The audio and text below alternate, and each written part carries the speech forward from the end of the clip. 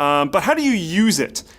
Good question. Today we're going to have a look at some of the more common settings that both novices and veterans should be keeping their eyes on to keep their systems running optimally.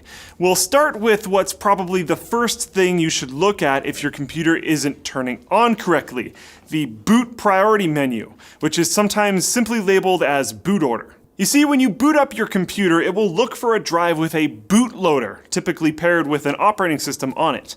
Typically, this will mean a hard drive or SSD with Windows on it, or maybe Linux if you're hardcore. But there are situations where you might want to boot from a USB drive or even an optical disk to run system repairs or some special application.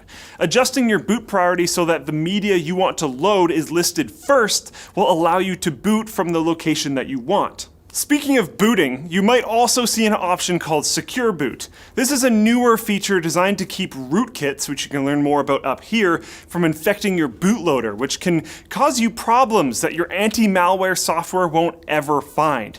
You should usually keep this turned on, but if you need to load some operating system like Linux, turning it off might solve your problems if you're having them, as Secure Boot can also keep non-genuine Microsoft OSs from working. And sticking with the booting up theme for just a little bit longer, enabling a setting called Fast Boot or Quick Boot will cut down on startup times by skipping error checking, but it may keep you from booting up properly if there is a problem.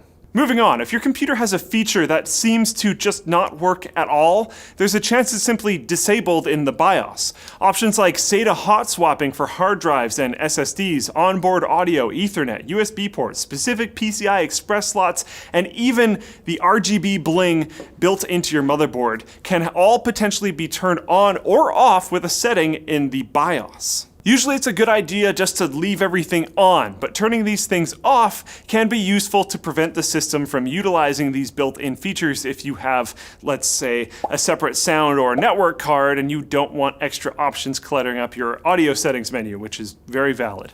If you're rocking a slightly more advanced setup though, here are a few extra things to look out for. Make sure you find the toggle under storage options that lets you select RAID if you want to use multiple drives as a single unit, and an easy step to forget if you set it up previously and you're recovering from a failed overclock or something like that, and you can't figure out why the heck it isn't working. I've been there. And if performance is what you're chasing, most modern BIOSes allow you to select an XMP profile from the menu. This will quickly and easily get your high-performance RAM modules running at their advertised speed and timings. If you're overclocking, look for options like EIST, speed step, or C states. Disabling these optimizations may help if you're having a hard time hitting the clock speed you want. Though remember that not allowing your CPU to throttle can result in increased heat output and power consumption. Of course, if you want to learn more about changing these exact settings that will overclock your CPU, check out this episode.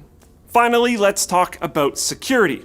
You've probably been using a Windows password, but the BIOS will allow you to set another password for an added layer of security, as it will ask for the separate password every time you try to enter the BIOS or boot from any operating system.